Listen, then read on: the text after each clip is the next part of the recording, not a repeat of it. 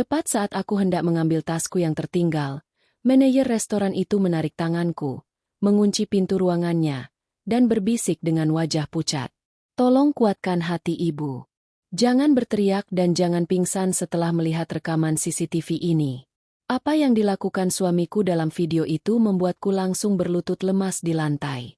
Karena ternyata sebelum ceritanya dimulai, silakan tulis di kolom komentar dari daerah mana saja teman-teman yang menonton cerita ini. Jangan lupa like dan subscribe agar channel ini bisa semakin berkembang dan bisa mempersembahkan cerita yang lebih menarik lagi. Malam itu, suasana di dalam restoran bintang 5 yang terletak di pusat kota terasa begitu hangat dan menyenangkan. Lampu gantung kristal memancarkan cahaya keemasan yang memantul indah di atas piring-piring porselen dan gelas-gelas kaca yang tertata rapi. Di salah satu meja bundar yang terletak di sudut ruangan yang cukup privat, duduklah 4 orang yang tampak seperti keluarga paling bahagia di dunia. Ada tawa renyah yang terdengar sesekali memecah kesunyian musik klasik yang mengalun pelan sebagai latar belakang. Laila duduk di samping suaminya. Amar. Wanita berhijab itu mengenakan pakaian gamis berwarna pastel yang membuatnya terlihat anggun namun tetap sederhana. Wajahnya yang cantik memancarkan kebahagiaan meskipun ada gurat kelelahan yang samar di bawah matanya. Malam ini adalah malam yang istimewa karena mereka merayakan ulang tahun pernikahan Laila dan Amar yang ketiga. Sekaligus syukuran kecil-kecilan karena kesehatan Laila yang berangsur membaik setelah sebulan terakhir sering mengeluh sakit kepala hebat. Di hadapan mereka duduk Ibu Imah, ibu kandung Amar, dan seorang wanita muda bernama Elisa yang diperkenalkan sebagai adik angkat Amar sejak kecil. Ibu Imah tersenyum lebar sambil menatap menantunya dengan tatapan yang tampak penuh kasih sayang. Wanita parubaya itu mengenakan pakaian terbaiknya, sebuah setelan baju kurung dengan perhiasan emas yang cukup mencolok di pergelangan tangannya. Elisa yang duduk di samping Ibu Imah juga tampak ceria. Ia sesekali menuangkan teh hangat ke cangkir Laila dengan sikap yang sangat sopan dan melayani. Amar, sang suami yang tampan dan terlihat alim tidak henti-hentinya memberikan perhatian kepada Laila. Ia memotongkan daging ayam di piring Laila menjadi potongan-potongan kecil agar istrinya lebih mudah memakannya. Setiap gerakan Amar menyeratkan kasih sayang yang mendalam membuat siapa saja yang melihatnya akan merasa iri. Laila merasa menjadi wanita paling beruntung di dunia. Ia mewarisi perusahaan besar dari mendiang ayahnya. Dan kini ia memiliki suami yang tidak hanya saleh, tetapi juga sangat mencintai dirinya apa adanya, bukan karena hartanya. Amar mengusap lembut punggung tangan Laila dan bertanya dengan suara pelan, "Apakah makanannya enak?" Laila mengangguk antusias sambil tersenyum manis. Ia mengatakan bahwa makanannya sangat lezat. Tetapi yang membuat semuanya lebih nikmat adalah kehadiran orang-orang tercinta di sekelilingnya. Ibu Imah menimpali dengan pujian, mengatakan bahwa Laila adalah istri yang baik dan pantas mendapatkan semua kebahagiaan ini. Elisa pun ikut menambahkan bahwa ia sangat mengagumi keharmonisan rumah tangga kakak angkatnya itu. Waktu berlalu tanpa terasa dan makan malam itu pun usai. Pelayan datang membersihkan meja dan Amar segera mengeluarkan kartu debitnya untuk membayar tagihan tanpa membiarkan Laila mengeluarkan dompetnya sedikit pun. Amar selalu bersikeras bahwa sebagai kepala keluarga, ia yang harus menanggung biaya makan malam. Meskipun semua orang tahu bahwa kekayaan Amar tidak sebanding dengan kekayaan Laila, namun sikap Amar yang bertanggung jawab itulah yang membuat Laila semakin mencintainya. Setelah pembayaran selesai, mereka berempat berjalan keluar menuju area parkir. Angin malam berhembus cukup kencang. Amar dengan sigap melepas jasnya dan menyampirkannya ke bahu Laila agar istrinya tidak kedinginan.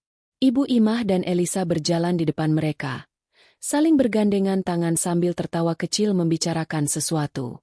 Sesampainya di mobil sedan hitam milik keluarga, Amar membukakan pintu untuk Laila layaknya seorang putri raja. Mobil pun melaju meninggalkan pelataran restoran. Suasana di dalam mobil masih penuh dengan canda tawa. Namun ketika mobil baru berjalan sekitar 15 menit dan hampir memasuki jalan tol, Laila tiba-tiba tersentak. Tangannya meraba-raba sisi tubuhnya dan kursi penumpang. Wajahnya yang tadi ceria mendadak berubah panik. Ia menyadari bahwa tas tangan kulit miliknya tidak ada di pangkuannya. Tas itu berisi ponsel, dompet, dan beberapa dokumen identitas penting yang selalu ia bawa. Laila memberitahu Amar dengan suara cemas bahwa tasnya tertinggal. Amar segera menepikan mobil ke bahu jalan dengan tenang. Ia menenangkan istrinya dan menawarkan diri untuk memutar balik mobil. Namun, Laila melihat jam di dashboard mobil dan kemudian menoleh ke kursi belakang. Ia melihat Ibu Imah yang sudah tampak mengantuk dan lelah. Laila merasa tidak enak hati jika harus membuat ibu mertuanya berlama-lama di jalan hanya karena keteledorannya. Laila akhirnya memutuskan untuk kembali ke restoran sendirian menggunakan taksi daring. Ia meminta Amar untuk terus mengantar Ibu Imah dan Elisa pulang ke rumah Ibu Imah terlebih dahulu baru kemudian menyusul Laila atau menunggu di rumah mereka. Amar awalnya menolak dan bersikeras ingin menemani tetapi Laila meyakinkan suaminya bahwa ia akan baik-baik saja. Laila beralasan bahwa restoran itu aman dan ia hanya butuh waktu sebentar untuk mengambil tas. Akhirnya dengan berat hati, Amar setuju. Ia memesankan taksi untuk Laila dan menunggu sampai taksi itu datang menjemput. Di dalam taksi yang membawanya kembali ke restoran, Laila merenung. Ia merasa bodoh karena bisa seceroboh itu meninggalkan barang berharga. Namun di sisi lain, ia tersenyum sendiri mengingat betapa perhatiannya Amar tadi. Ia bersyukur memiliki suami yang begitu memuliakan ibunya. Laila membayangkan masa depan mereka yang indah. Mungkin sebentar lagi mereka akan dikaruniai anak untuk melengkapi kebahagiaan keluarga kecil mereka. Taksi berhenti tepat di depan lobi restoran. Suasana restoran sudah jauh lebih sepi dibandingkan tadi. Beberapa lampu di bagian depan sudah dipadamkan karena jam operasional hampir berakhir. Laila melangkah masuk dengan tergesa-gesa. Ia berharap tasnya masih ada di posisi semula dan belum dipindahkan oleh petugas kebersihan. Ia berjalan menuju meja di sudut ruangan tempat mereka makan malam tadi. Saat kakinya baru melangkah melewati pintu utama, seorang pria parubaya dengan setelan jas rapi tiba-tiba menghampirinya. Pria itu adalah Pak Hadi. Manajer restoran tersebut yang tadi sempat menyapa mereka saat datang. Namun, kali ini ekspresi Pak Hadi sangat berbeda. Tidak ada senyum ramah atau sapaan selamat datang yang hangat. Wajahnya tegang, pucat, dan matanya menyeratkan keseriusan yang mendalam. Keringat dingin terlihat di pelipisnya. Pak Hadi langsung berdiri di hadapan Laila, menghalangi jalan wanita itu menuju meja makan. Sebelum Laila sempat bertanya, Pak Hadi memegang lengan Laila dengan sopan, namun cengkeramannya cukup kuat, seolah menahan Laila agar tidak lari atau pingsan. Dengan suara rendah dan bergetar, Pak Hadi meminta maaf atas ketidaksopanan ini. Namun, ia menegaskan bahwa ada hal yang sangat mendesak yang harus Laila ketahui saat ini juga. Laila bingung dan mencoba melepaskan diri, bertanya di mana tasnya berada. Pak Hadi tidak menjawab pertanyaan itu secara langsung. Ia justru menggiring Laila menuju sebuah pintu di sebelah meja resepsionis yang bertuliskan ruang manajer. Laila mulai merasa takut. Ia berpikir mungkin telah terjadi perampokan atau hal buruk lainnya. Namun, tatapan mata Pak Hadi yang tajam meyakinkannya untuk menurut. Mereka masuk ke dalam ruangan kantor yang tidak terlalu besar itu. Dindingnya dipenuhi layar monitor yang menampilkan rekaman kamera pengawas dari berbagai sudut restoran. Pak Hadi segera mengunci pintu dari dalam. Bunyi kunci yang berputar membuat jantung Laila berdegup kencang. Ia mundur selangkah waspada. Ia bertanya dengan suara gemetar. Apa maksud dari semua ini dan mengapa ia dibawa ke ruangan tertutup? Pak Hadi menarik napas panjang, berusaha menenangkan dirinya sendiri sebelum berbicara. Ia menatap lurus ke manik mata Laila. Ia berkata bahwa ia harus menunjukkan sesuatu yang terekam oleh kamera pengawas di atas meja makan Laila. Pak Hadi meminta Laila untuk beristighfar, menguatkan hati, dan berjanji untuk tidak berteriak atau pingsan setelah melihat apa yang akan ditayangkan di layar monitor. Pak Hadi menegaskan bahwa apa yang akan dilihat Laila ini akan mengubah seluruh pandangan hidupnya terhadap orang-orang yang baru saja makan malam bersamanya. Dengan tangan yang sedikit gemetar, Pak Hadi menekan tombol di papan ketik komputernya. Laila berdiri kaku di depan meja kerja Pak Hadi. Matanya terpaku pada layar monitor terbesar yang ada di tengah ruangan. Video itu menampilkan rekaman hitam putih dengan kualitas tinggi yang menunjukkan meja nomor 12 tempat Laila dan keluarganya makan malam sekitar 20 menit yang lalu. Di sudut layar tertera keterangan waktu yang menunjukkan momen tepat sebelum mereka meninggalkan restoran.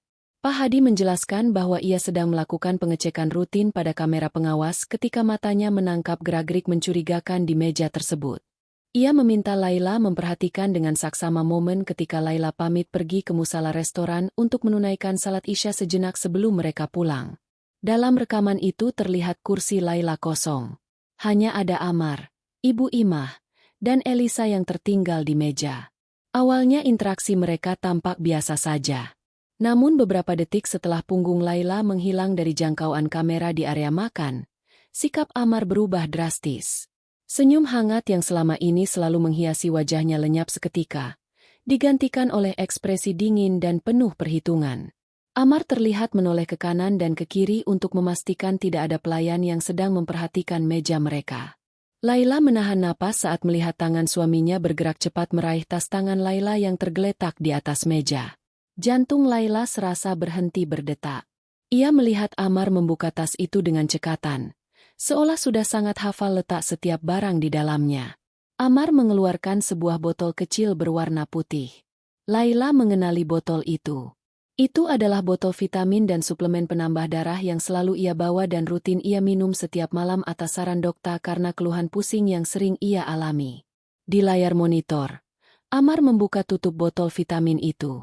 Tanpa ragu sedikit, ia menumpahkan seluruh isi kapsul vitamin asli ke atas lembar tisu yang sudah ia siapkan di pangkuannya. Ia kemudian meremas tisu berisi vitamin asli itu dan memasukkannya ke dalam saku jasnya. Setelah botol itu kosong, Amar merogoh saku celananya dan mengeluarkan sebuah plastik kecil berisi pil-pil lain yang bentuk dan warnanya nyaris serupa dengan vitamin milik Laila. Dengan gerakan tangan yang sangat cepat dan terlatih, Amar menuangkan pil-pil asing itu ke dalam botol vitamin Laila. Ia menutup botol itu kembali, mengocoknya pelan agar terlihat wajar, lalu memasukkannya kembali ke dalam tas Laila dengan posisi yang sama persis seperti semula. Seluruh proses itu terjadi dalam waktu kurang dari 1 menit. Laila menutup mulutnya dengan tangan, menahan jeritan yang hendak keluar. Air mata mulai menggenang di pelupuk matanya. Namun ia memaksakan diri untuk terus menonton. Hal yang lebih menyakitkan terjadi setelahnya. Laila melihat Ibu Imah, wanita yang selama ini ia anggap seperti ibu kandungnya sendiri, menyaksikan seluruh perbuatan Amar itu. Bukannya melarang atau terkejut, Ibu Imah justru menutup mulutnya sambil tertawa terkekeh. Tubuh Ibu Imah berguncang karena tawa. Kemudian, Ibu Imah melakukan gerakan yang membuat darah Laila mendidih. Wanita tua itu memiringkan kepalanya, memutar-mutar bola matanya, dan menggerakkan tangannya secara acak, menirukan gerakan orang yang sedang gangguan jiwa atau linglung. Ibu Imah menunjuk ke arah kursi kosong Laila sambil terus memperagakan gerakan orang gila tersebut. Elisa, si adik angkat yang manis, terlihat mendekatkan wajahnya ke telinga Amar. Meskipun tidak ada suara yang bisa didengar dari rekaman CCTV itu, gerak bibir dan ekspresi wajah Elisa menunjukkan dukungan penuh. Elisa bahkan terlihat menepuk bahu Amar dengan bangga, seolah memuji keberhasilan sebuah rencana besar. Mereka bertiga kemudian mengangkat gelas minuman mereka dan bersulang kecil. Tepat sebelum Laila terlihat kembali dari arah musala dalam rekaman video. Video berakhir. Layar monitor menjadi gelap. Ruangan kerja Pak Hadi hening mencekam. Hanya terdengar suara dengungan halus dari mesin pendingin ruangan dan napas Laila yang memburu. Laila merasa dunianya runtuh. Kakinya lemas dan ia nyaris jatuh terduduk. Jika saja ia tidak berpegangan pada tepi meja kayu yang kokoh di depannya. Ia merasa mual, pusing, dan dikhianati dengan cara yang paling keji. Suami, mertua, dan adik ipar yang ia nafkahi dan ia sayangi ternyata adalah sekumpulan serigala berbulu domba. Pak Hadi segera menarik sebuah kursi dan mempersilakan Laila duduk. Ia kemudian mengambil sebuah botol kecil dari laci mejanya dan meletakkannya di hadapan Laila.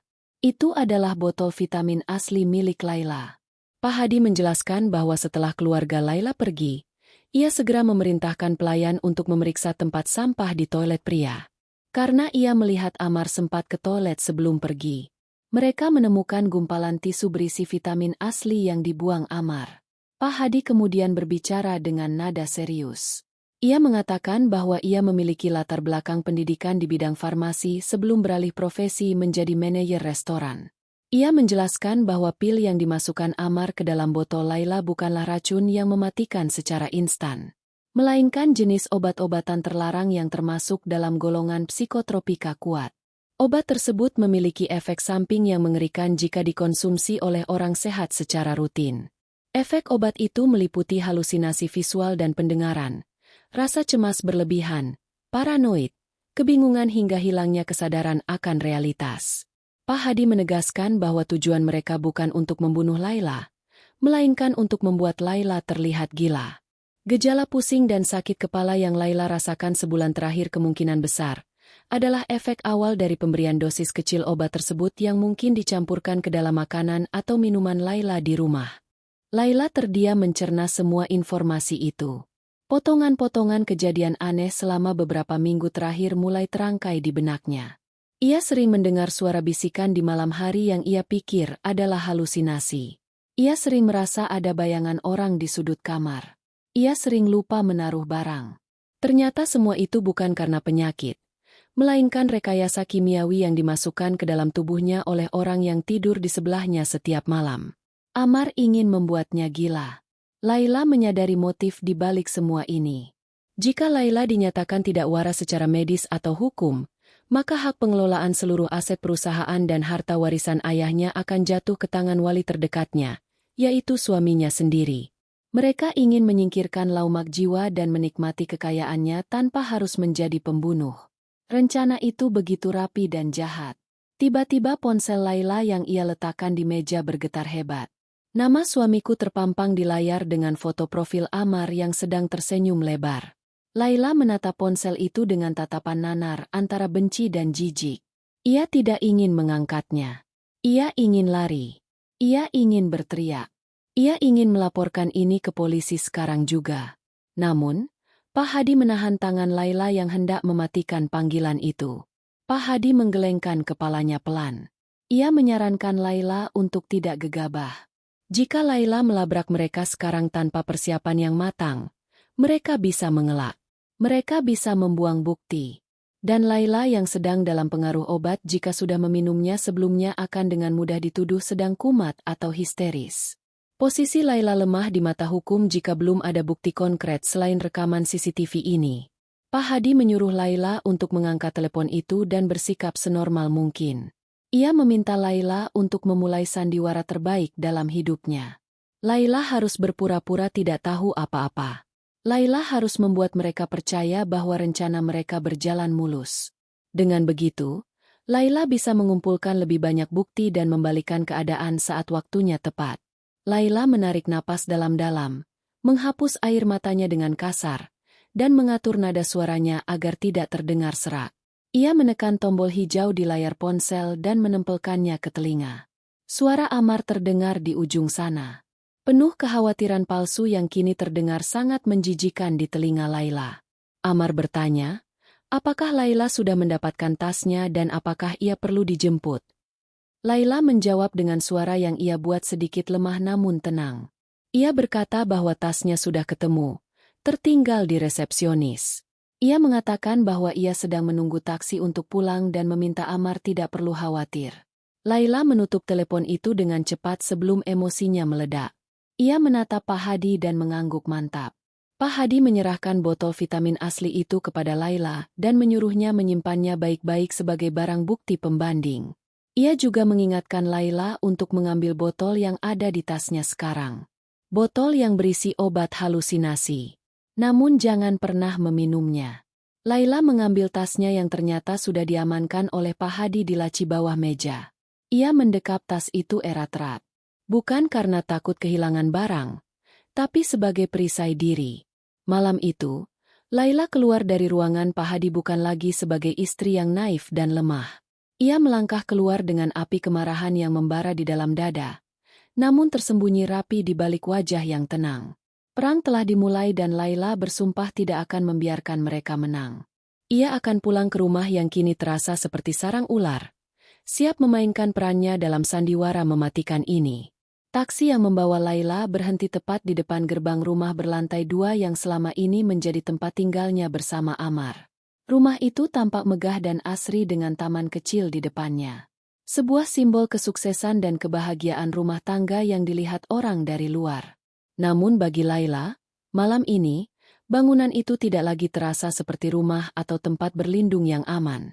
Rumah itu kini tampak seperti sebuah panggung sandiwara raksasa yang dingin, gelap, dan dipenuhi oleh jebakan yang siap menelannya hidup-hidup. Laila membayar sopir taksi dan berdiri sejenak di depan pintu utama, menarik napas panjang untuk menenangkan detak jantungnya yang masih memburu kencang.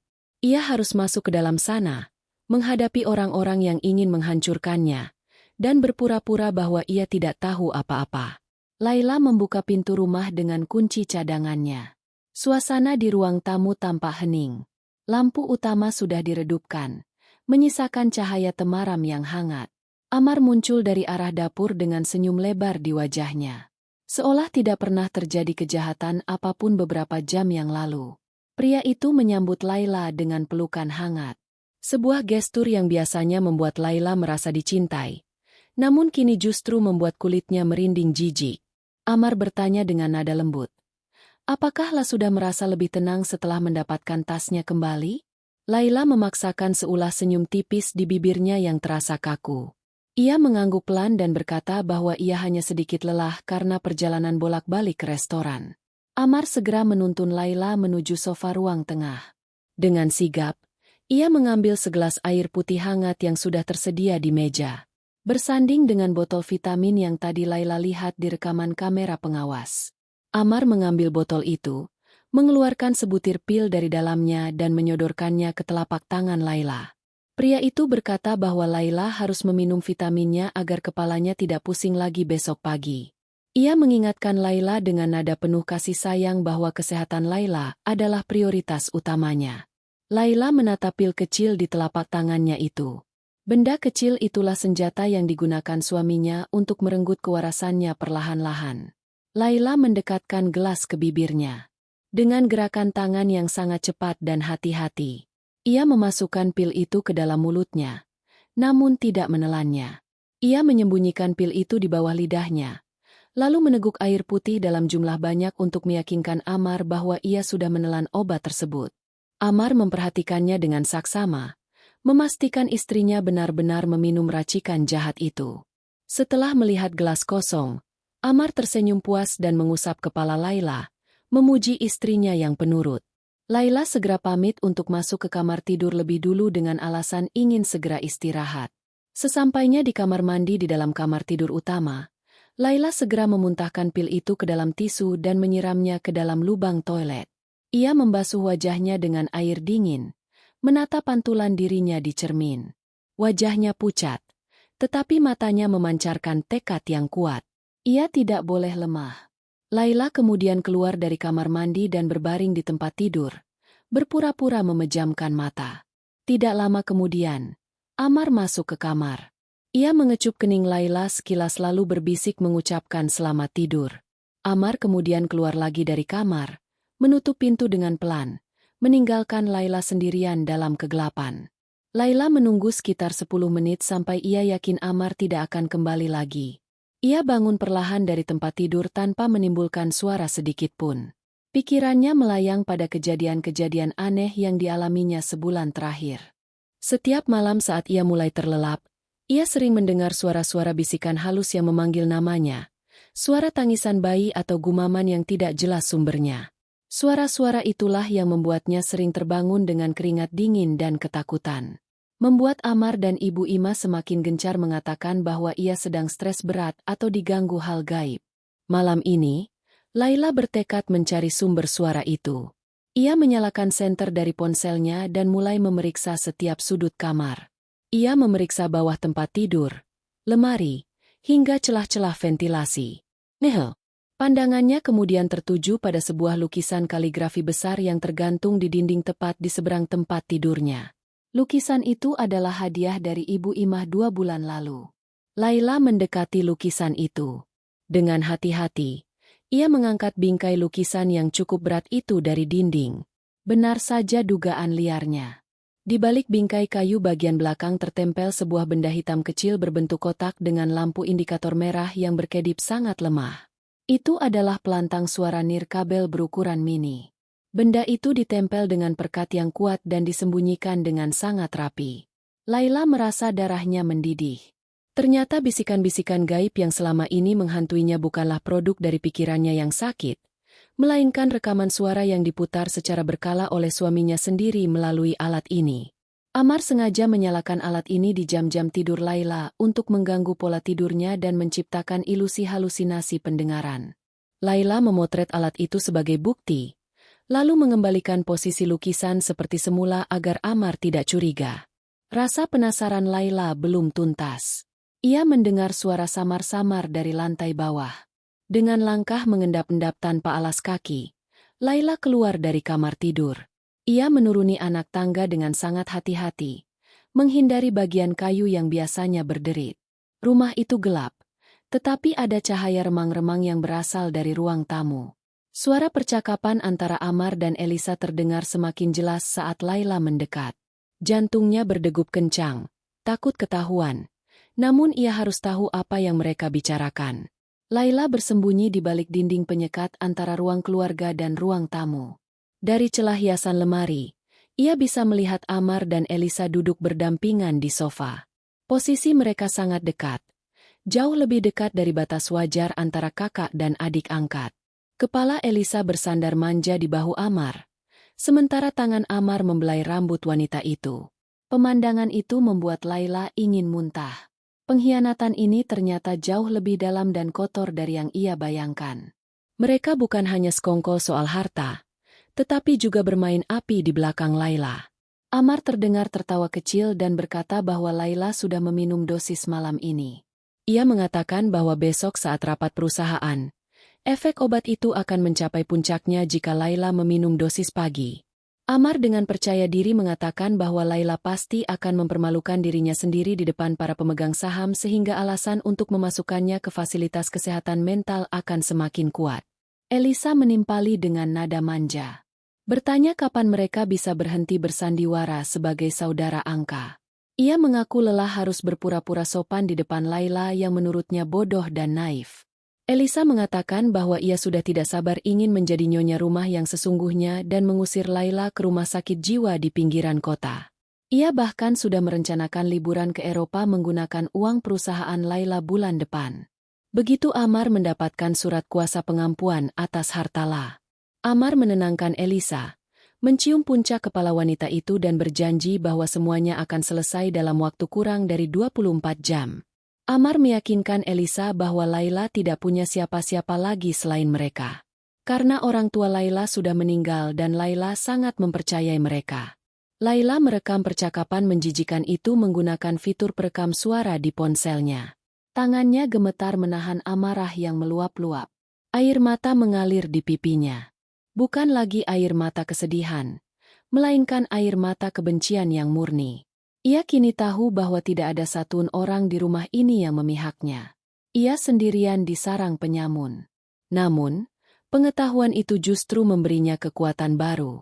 Laila mematikan rekaman, lalu mundur perlahan kembali ke kamarnya. Ia naik ke tempat tidur, menarik selimut dan menatap langit-langit kamar yang gelap. Ia tidak akan tidur malam ini. Ia akan menyusun rencana balasan. Besok pagi, perang yang sesungguhnya akan dimulai. Cahaya matahari pagi menembus celah-celah tirai kamar, membangunkan Laila yang sebenarnya tidak benar-benar tidur semalaman. Matanya terasa berat, namun pikirannya tajam seperti silet.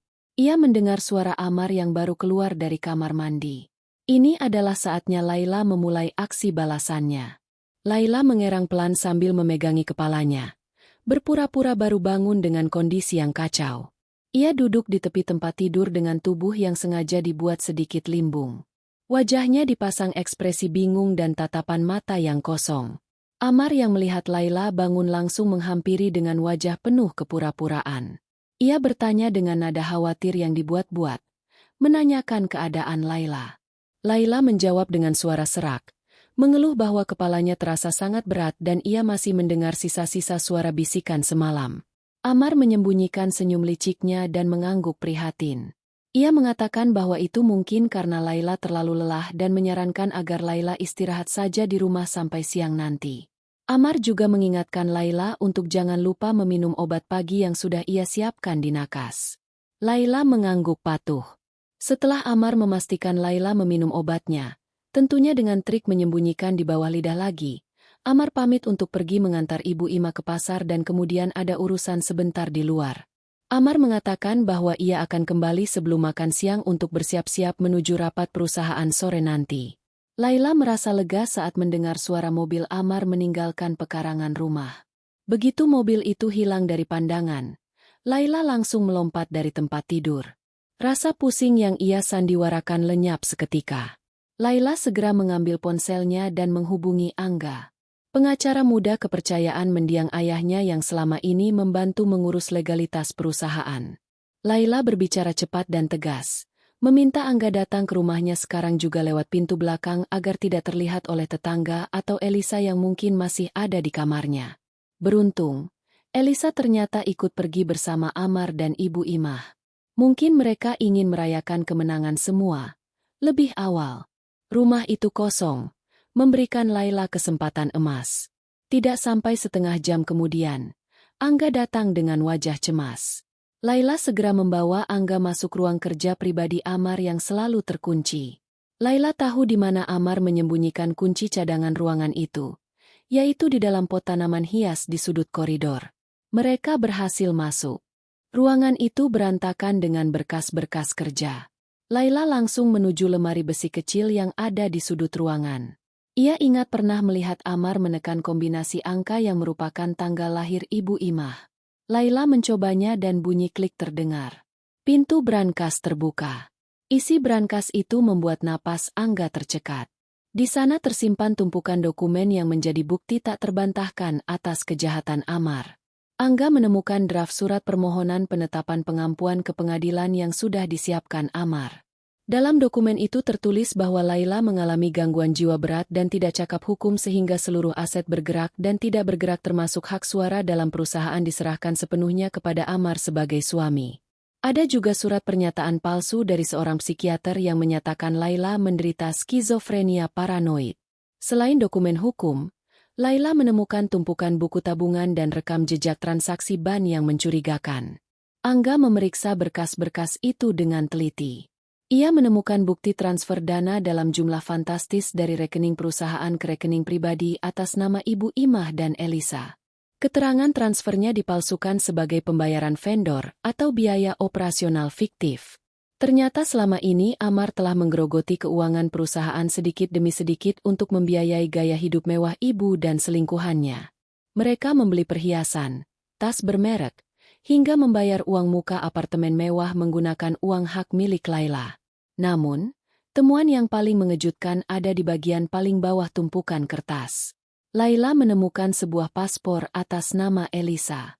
Saat Laila membukanya, ia terkejut melihat nama belakang Elisa bukanlah Ardiansyah seperti nama keluarga Amar, melainkan nama lain. Di kolom status perkawinan tertulis jelas status janda cerai hidup. Dan yang lebih gila lagi, Laila menemukan sebuah foto lama yang terselip di dalam paspor itu. Foto pernikahan siri antara Amar dan Elisa yang tertanggal 5 tahun yang lalu, jauh sebelum Amar menikahi Laila. Fakta ini menghantam Laila dengan keras. Elisa bukan adik angkat, bukan sepupu jauh, dan bukan sekadar selingkuhan baru. Elisa adalah istri masa lalu Amar yang dibawa masuk ke dalam rumah tangga mereka dengan kedok keluarga. Amar menikahi Laila murni hanya untuk merampok hartanya. Sementara cinta sejatinya tetaplah Elisa. Laila merasa mual menyadari betapa bodohnya ia selama 3 tahun ini membiarkan wanita itu tinggal serumah dan melayaninya layaknya adik sendiri. Angga segera memotret semua dokumen itu sebagai barang bukti dan memasukkan beberapa dokumen asli yang krusial ke dalam tas kerjanya. Tiba-tiba terdengar suara drum mesin mobil memasuki halaman rumah. Laila dan Angga tersentak kaget. Amar pulang jauh lebih cepat dari perkiraan. Suara pintu depan terbuka. Diikuti langkah kaki Amar yang berat menaiki tangga. Wajah Angga pucat. Ia tidak mungkin keluar lewat pintu utama tanpa berpapasan dengan Amar. Laila dengan cepat memberi isyarat agar Angga bersembunyi di dalam lemari pakaian besar yang ada di sudut ruang kerja itu yang biasanya digunakan untuk menyimpan jas-jas lama Amar.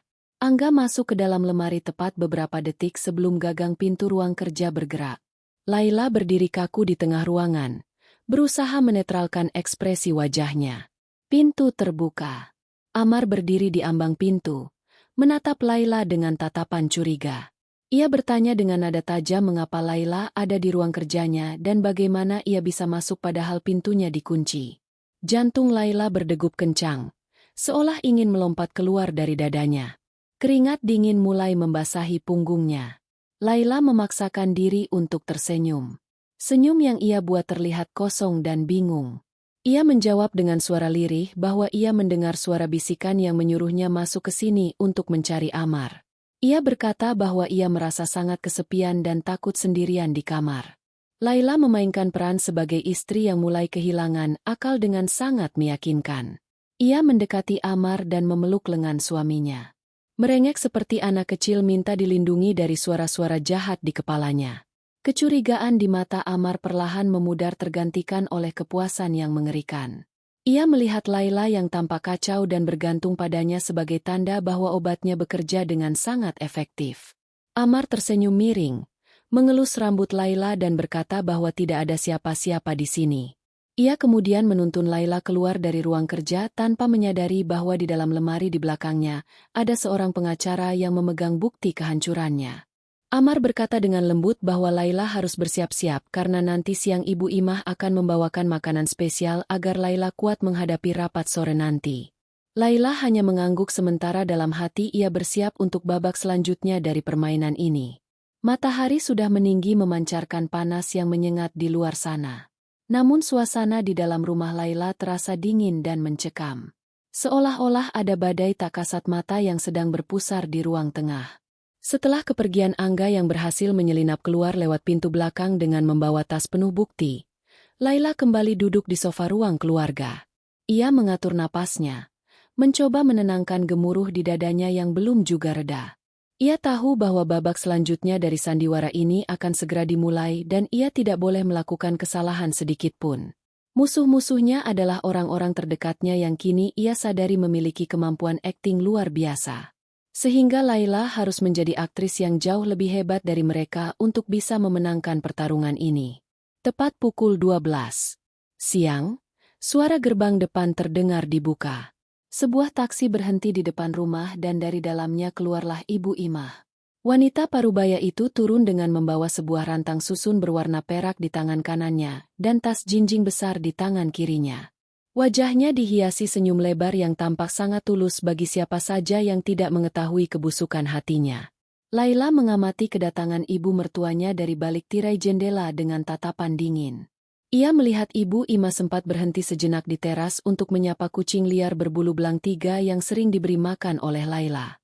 Kucing itu mengeong manja dan menggesekkan tubuhnya ke kaki Ibu Imah. Namun Ibu Imah hanya menendang pelan kucing itu agar menyingkir dari jalannya dengan ekspresi jijik yang sekilas terlihat sebelum ia kembali memasang wajah manis saat memegang gagang pintu. Laila segera kembali ke posisinya di sofa, memeluk bantal sofa dengan erat dan memasang wajah lesu serta tatapan mata yang sedikit kosong. Pintu terbuka dan suara Ibu Imah yang renyah langsung memenuhi ruangan. Ia menyapa Laila dengan panggilan sayang yang membuat perut Laila mual. Ibu Imah berjalan mendekat, meletakkan barang bawaannya di meja dan langsung duduk di samping Laila. Ia membelai pipi Laila dengan tangannya yang terasa kasar namun hangat. Bertanya bagaimana keadaan menantu kesayangannya hari ini. Laila menjawab dengan suara lirih, mengatakan bahwa kepalanya masih terasa berat dan dunianya terasa berputar persis seperti skenario yang diinginkan oleh keluarga suaminya itu. Ibu Imah mengangguk-angguk prihatin mengatakan bahwa wajar jika Laila merasa demikian karena Laila sedang sakit. Ia kemudian membuka rantang yang di bawahnya. Aroma harum gulai kambing yang pekat akan rempah langsung menyeruak memenuhi ruangan. Itu adalah makanan kesukaan Laila. Dulu Laila akan langsung bersemangat jika Ibu Imah membawakannya gulai ini. Mengira itu adalah bentuk kasih sayang seorang ibu mertua. Namun hari ini aroma gulai itu tercium seperti aroma kematian. Laila tahu betul bahwa makan siang ini adalah bagian krusial dari rencana Amar dan keluarganya. Rapat pemegang saham akan diadakan sore nanti dan mereka membutuhkan Laila dalam kondisi kacau balau, berhalusinasi, Atau setidaknya tidak sadarkan diri agar Amar bisa mengambil alih pimpinan rapat dengan alasan kondisi kesehatan mental istrinya. Ibu Imah dengan cekatan mengambil piring dari dapur dan menyendokkan nasi serta gulai kambing yang masih hangat itu. Kuahnya kental kekuningan, dagingnya tampak empuk. Namun, Laila yakin di dalam kuah yang lezat itu tersembunyi dosis obat terlarang yang jauh lebih tinggi daripada yang ada di dalam pil semalam. Ibu Imah menyodorkan piring itu ke hadapan Laila, membujuknya untuk makan agar bertenaga. Ia berkata bahwa ia memasak ini khusus sejak pagi buta hanya untuk Laila. Agar pikiran Laila bisa lebih tenang dan tidak mendengar suara-suara aneh lagi. Kata-kata manis itu terdengar seperti bisa ular yang mematikan. Laila menatap piring itu dengan ragu. Ia harus mencari cara untuk menyingkirkan makanan itu tanpa ketahuan. Ia tidak mungkin menolaknya mentah-mentah karena Ibu Imah pasti akan memaksanya. Bahkan mungkin menyuapinya secara paksa dengan dalih perhatian. Laila memutar otak dengan cepat. Ia kemudian memegang perutnya dan meringis pelan. Ia berkata kepada Ibu Imah bahwa ia merasa mual jika harus makan di ruang tengah yang pengap ini. Ia meminta izin untuk makan di teras belakang saja, mencari udara segar agar tidak muntah. Ibu Imah tampak berpikir sejenak, menatap Laila dengan tatapan menyelidik, namun akhirnya mengangguk setuju. Ibu Imah bahkan menawarkan diri untuk membawakan air minum dingin dari dapur. Kesempatan emas itu tidak disia-siakan oleh Laila. Begitu punggung Ibu Imah menghilang di balik tembok dapur, Laila bergegas menuju pintu kaca yang menghubungkan ruang tengah dengan teras belakang. Di sana si kucing belang 3 yang tadi diusir Ibu Imah sedang duduk menunggu sisa makanan. Dengan tangan gemetar namun gerakan cepat, Laila menumpahkan seluruh isi piring gulai itu ke dalam mangkuk makan khusus kucing yang ada di sudut teras. Kucing yang kelaparan itu langsung melahap gulai kambing tersebut dengan rakus. Laila mengosongkan piringnya sampai bersih, menyisakan sedikit noda kuah di pinggiran piring untuk memberi kesan bahwa ia telah melahapnya dengan nikmat. Laila kemudian duduk di kursi rotan teras, mengatur napasnya, dan memasang ekspresi kekenyangan. Beberapa saat kemudian, Ibu Imah datang membawa segelas air es. Ia tersenyum lebar melihat piring Laila yang sudah kosong. Wajah wanita tua itu memancarkan kepuasan yang tidak bisa disembunyikan. Ia memuji Laila yang makan dengan lahap dan berkata bahwa obat di dalam gulai itu pasti akan segera bekerja menyembuhkan Laila. Laila hanya tersenyum tipis. Dalam hati ia membenarkan ucapan mertuanya. Obat itu memang akan bekerja, tapi bukan pada dirinya. 15 menit berlalu. Laila dan Ibu Imah masih duduk berbincang di teras. Ibu Imah mulai bertanya tentang berangkas di ruang kerja Amar. Memancing Laila. Apakah Laila tahu kombinasi kodenya? Laila berpura-pura lupa dan linglung. Tiba-tiba percakapan mereka terhenti oleh suara gaduh yang mengerikan. Kucing belang 3 yang tadi memakan gulai itu mendadak melompat tinggi ke udara seolah-olah ada yang menyengatnya. Kucing itu mendarat dengan tidak mulus, lalu mulai berlarian tidak tentu arah, menabrak dinding, pot bunga, dan kaki kursi dengan keras. Suara ngeongan kucing itu berubah menjadi jeritan panjang yang menyayat hati. Terdengar seperti sedang kesakitan atau ketakutan luar biasa. Mata kucing itu melotot lebar. Pupilnya membesar hingga menutupi hampir seluruh bola matanya. Hewan malang itu berputar-putar mengejar ekornya sendiri dengan kecepatan tinggi, lalu jatuh terguling dan kejang-kejang di lantai teras. Mulutnya mengeluarkan busa putih. Pemandangan itu begitu mengerikan dan mengejutkan. Ibu Imah menjerit ketakutan dan melompat naik ke atas kursi. Wajahnya pucat pasi. Matanya terbelalak menatap kucing yang sedang sekarat itu. Tubuh Ibu Imah gemetar hebat. Bukan hanya karena kaget, tapi karena ia tahu persis apa penyebabnya. Ia tahu bahwa reaksi mengerikan yang dialami kucing itu seharusnya terjadi pada Laila. Dosis yang ia campurkan ke dalam gulai itu rupanya terlalu kuat bahkan untuk ukuran manusia, apalagi untuk seekor hewan kecil. Ketakutan mulai merayapi hati Ibu Imah. Bagaimana jika Laila tadi memakannya dan mati di tempat? Rencana mereka akan berantakan dan mereka bisa didakwa pembunuhan. Laila yang masih duduk tenang di kursinya menatap Ibu Imah dengan wajah polos yang dibuat-buat. Ia bertanya dengan nada bingung, menanyakan kenapa kucing itu bertingkah aneh seperti orang kena guna-guna atau kesurupan. Laila bahkan mendekati kucing itu yang kini sudah mulai lemas dan hanya berkedut pelan dan berkata bahwa mungkin kucing itu salah makan sesuatu yang beracun di luar sana. Ucapan Laila menohok jantung Ibu Imah. Wanita tua itu buru-buru turun dari kursi dan menarik tangan Laila menjauh. Berkata bahwa kucing itu mungkin kena penyakit rabies dan mereka harus segera masuk ke dalam. Di dalam rumah, Ibu Imah tampak gelisah. Ia terus melirik jam dinding dan sesekali menatap Laila dengan was-was, menunggu reaksi obat yang ia kira sudah masuk ke tubuh Laila. Namun, Laila tetap terlihat biasa saja, hanya berpura-pura mengantuk dan lemas, bukan kejang atau mengamuk seperti kucing tadi. Hal ini membuat Ibu Imah bingung, namun ia tidak berani bertanya. Mungkin efeknya berbeda pada manusia. Pikirnya menenangkan diri. Tak lama kemudian, Amar pulang bersama Elisa. Amar masuk dengan langkah tegap dan wajah percaya diri mengenakan setelan jas mahal yang dibelinya dengan kartu kredit Laila. Ia langsung bertanya pada ibunya lewat isyarat mata. Ibu Imah mengangguk kecil memberikan kode bahwa misi makan siang sudah dilaksanakan. Amar tersenyum puas. Ia menghampiri Laila, membelai kepalanya, dan berkata bahwa sudah waktunya mereka bersiap-siap untuk pergi ke kantor.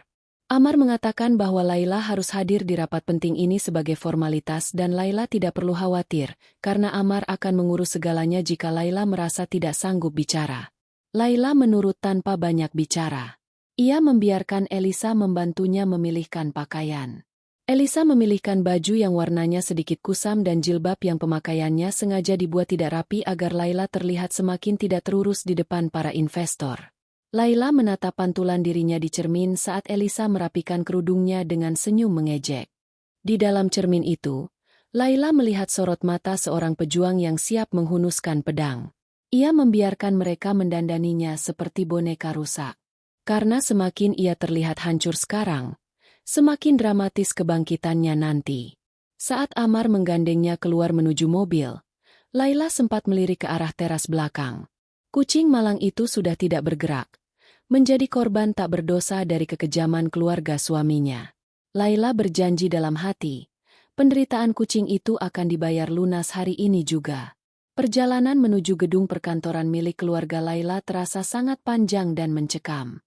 Di dalam mobil mewah yang dikemudikan oleh supir pribadi, keheningan terasa begitu berat. Amar duduk di samping Laila, menggenggam erat tangan istrinya, seolah-olah ia adalah suami paling protektif di dunia. Namun, Laila bisa merasakan dinginnya telapak tangan Amar dan keringat tipis yang membasahi telapak tangan pria itu. Amar gugup, tapi juga sangat bersemangat.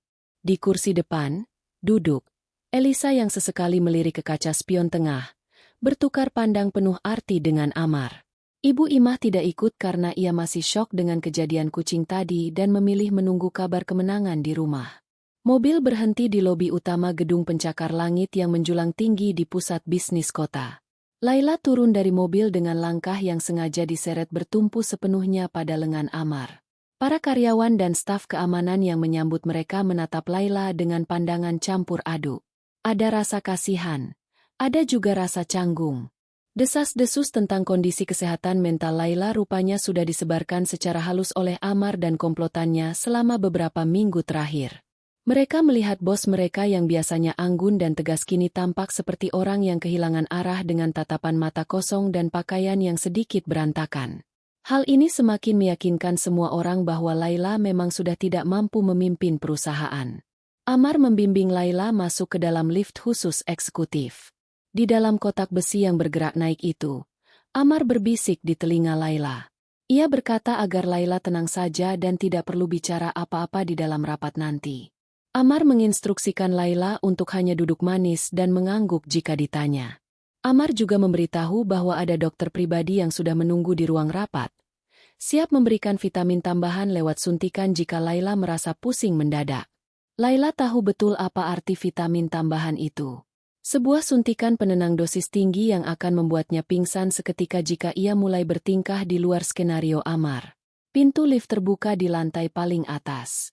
Mereka berjalan menyusuri koridor berkarpet tebal menuju ruang rapat utama. Di depan pintu ganda kayu jati yang kokoh berdiri seorang pria berjas putih yang diperkenalkan Amar sebagai Dr. Hendra. Pria itu membawa tas medis dan menatap Laila dengan sorot mata menilai seperti seorang tukang jagal yang menaksir hewan ternak. Hendra mengangguk pada Amar, memberi sinyal bahwa ia siap dengan peralatannya. Laila hanya menunduk, menyembunyikan kilatan amarah di matanya. Pintu ruang rapat dibuka. Udara dingin dari pendingin ruangan dan aroma kopi mahal langsung menyambut mereka. Di sekeliling meja oval yang sangat besar itu, duduklah belasan orang penting. Mereka adalah para pemegang saham, dewan komisaris, dan direktur divisi. Wajah-wajah mereka tampak serius dan tegang. Suasana hening seketika saat Laila dan Amar masuk. Semua mata tertuju pada Laila. Ada tatapan prihatin, ada pula tatapan meremehkan. Amar dengan penuh percaya diri menuntun Laila duduk di kursi komisaris utama di ujung meja. Lalu ia sendiri duduk di kursi di sebelah kanannya. Posisi yang biasanya ditempati oleh wakil direktur. Dr. Hendra duduk di kursi tambahan di pojok ruangan. Waspada. Amar membuka rapat dengan suara baritonnya yang terdengar berwibawa dan penuh empati. Ia memulai dengan mengucapkan terima kasih atas kehadiran para pemegang saham. Kemudian dengan wajah yang dibuat sedih, ia mulai menceritakan kondisi kesehatan Laila. Amar berkata bahwa dengan sangat berat hati ia harus menyampaikan bahwa istrinya Ibu Laila sedang mengalami gangguan kesehatan mental yang cukup serius belakangan ini. Ia menyebutkan istilah medis yang rumit, mengarang cerita tentang halusinasi, paranoia, dan ketidakstabilan emosi yang membahayakan perusahaan jika kepemimpinan tetap berada di tangan Laila. Para peserta rapat mulai berbisik-bisik. Beberapa mengangguk-angguk seolah membenarkan rumor yang mereka dengar. Amar melanjutkan pidatonya, mengatakan bahwa demi menyelamatkan perusahaan dari kehancuran akibat keputusan yang tidak rasional, ia sebagai suami sah dan wali terdekat mengajukan diri untuk mengambil alih sementara seluruh wewenang dan hak suara Laila melalui mekanisme hukum pengampuan. Elisa yang duduk di barisan notulen dengan cepat membagikan salinan dokumen medis palsu dan draft surat kuasa yang harus ditandatangani oleh Dewan Komisaris sebagai persetujuan. Amar kemudian menoleh ke arah Laila, menatapnya dengan pandangan mengintimidasi yang tersamar oleh senyum lembut. Ia bertanya kepada forum apakah ada yang keberatan atau apakah mereka ingin mendengar sepatah kata dari Laila meskipun Amar meragukan Laila bisa bicara dengan benar. Salah satu komisaris senior yang loyal pada ayah Laila mengangkat tangan, meminta Laila bicara. Amar tampak sedikit tegang. Tangannya memberi kode pada Dr. Hendra di pojok ruangan untuk bersiap-siap. Amar mendekatkan mikrofon ke depan mulut Laila dan berbisik pelan. Bilang saja kamu setuju. Sayang atau dokter akan menyuntikmu sekarang. Saat itulah Laila mengangkat wajahnya. Tatapan matanya yang tadi kosong mendadak berubah tajam, jernih, dan penuh otoritas. Ia menegakkan punggungnya yang sedari tadi membungkuk, membuang postur tubuh orang sakit yang ia perankan.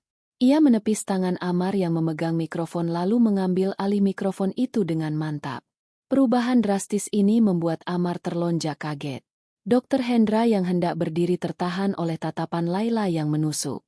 Laila membuka mulutnya dan suaranya terdengar lantang, tegas, dan sangat waras. Tidak ada getar ketakutan atau kebingungan sedikit. Ia menyapa seluruh hadirin dengan salam yang sopan namun penuh wibawa. Selamat sore, Bapak dan Ibu sekalian. Terima kasih atas perhatiannya terhadap kesehatan saya. Namun saya ingin mengoreksi satu hal fatal yang baru saja disampaikan oleh suami saya. Laila berhenti sejenak membiarkan ketegangan merayapi seluruh ruangan. Amar mulai berkeringat dingin. Wajahnya memucat. Ia mencoba memotong ucapan Laila, mengatakan bahwa Laila mulai melantur, tetapi Laila mengangkat tangannya. Sebuah gestur perintah untuk diam yang begitu kuat hingga Amar terbungkam. Saya tidak gila.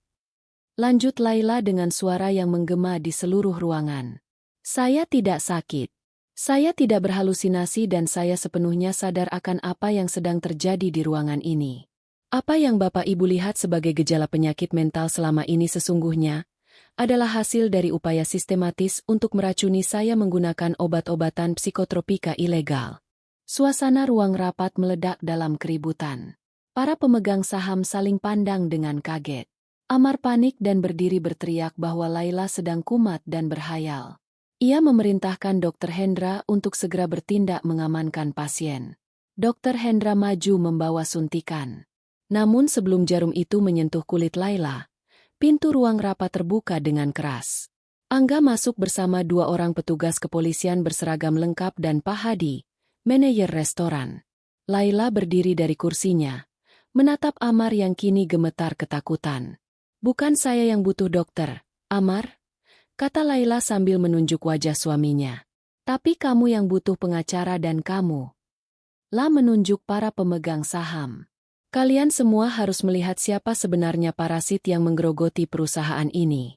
Pak Angga, tolong nyalakan proyektornya." Layar putih besar di belakang Laila turun perlahan. Amar berusaha lari menuju laptop yang terhubung ke proyektor untuk mencabut kabelnya. Tapi langkahnya dihalangi oleh polisi. Ia terpojok terperangkap di dalam jaring yang ia rajut sendiri. Laila tersenyum tipis, senyum kemenangan yang dingin. Rapat penentuan ini memang menjadi penentu, bukan untuk kejatuhan Laila, melainkan untuk akhir dari sandiwara busuk suaminya. Layar proyektor menyala terang, siap menampilkan kebenaran yang akan menghancurkan hidup Amar selamanya. Suara dengungan mesin proyektor yang baru saja menyala terdengar begitu nyaring. Di tengah keheningan ruang rapat yang mencekam, cahaya putih terang menembak layar lebar yang terbentang di belakang punggung Laila menciptakan siluet wanita itu yang tampak tegak dan tak tergoyahkan. Amar yang posisinya terkunci oleh 2 petugas kepolisian hanya bisa mematung dengan wajah pucat pasi. Ia ingin berteriak, ingin menghentikan semua ini, tetapi lidahnya terasa keluh seolah ada batu besar yang menyumbat tenggorokannya. Keringat dingin sebesar biji jagung mulai bermunculan di dahinya, merembes membasahi kerah kemeja mahalnya. Ia tahu betul apa yang akan muncul di layar itu. Sebuah rekaman masa lalu yang ia kira sudah terkubur aman bersamaan dengan hilangnya ingatan Laila. Laila memberi isyarat tangan kepada Angga yang berdiri di dekat laptop operator. Angga mengangguk tegas dan menekan tombol putar. Video pertama yang muncul adalah rekaman kamera pengawas dari restoran tempat mereka makan malam. Kualitas gambar yang tajam membuat semua orang di ruangan itu bisa melihat dengan jelas wajah-wajah yang ada di sana. Para pemegang saham yang tadi masih ragu dan bingung kini memajukan tubuh mereka, menyipitkan mata untuk melihat detail kejadian yang sebenarnya. Di layar terlihat meja makan keluarga yang tampak harmonis. Laila terlihat bangkit dari kursinya dan berjalan menuju musala. Momen inilah yang menjadi awal dari segala kejahatan itu. Gerakan Amar di dalam video terlihat begitu jelas dan tidak terbantahkan. Ia menoleh ke kiri dan ke kanan seperti pencuri amatir lalu dengan cepat menyambar tas tangan istrinya. Desah napas kaget terdengar serentak dari para peserta rapat saat melihat Amar membuang isi botol vitamin Laila dan menggantinya dengan pil-pil asing yang ia keluarkan dari saku celananya. Tindakan itu begitu terencana, begitu dingin, dan dilakukan oleh seorang pria yang baru saja memuji-muji istrinya di depan forum ini sebagai suami yang paling peduli. Tidak ada lagi citra suami penyayang yang selama ini Amar bangun. Yang ada di layar hanyalah seorang penipu licik yang sedang meracuni pasangannya sendiri. Video terus berlanjut menampilkan adegan yang lebih menyakitkan hati. Wajah Ibu Imah muncul secara dekat di layar saat kamera diperbesar secara digital oleh tim forensik yang disewa Angga. Wanita tua yang dikenal religius itu tertawa terbahak-bahak sambil menirukan gerakan orang gila mengejek menantunya yang sedang tidak ada di tempat. Elisa pun terlihat jelas memberikan dukungan, menepuk bahu Amar dengan bangga. Video itu bisu tanpa suara, namun gerakan tubuh mereka berteriak lantang tentang persekongkolan jahat yang mereka lakukan.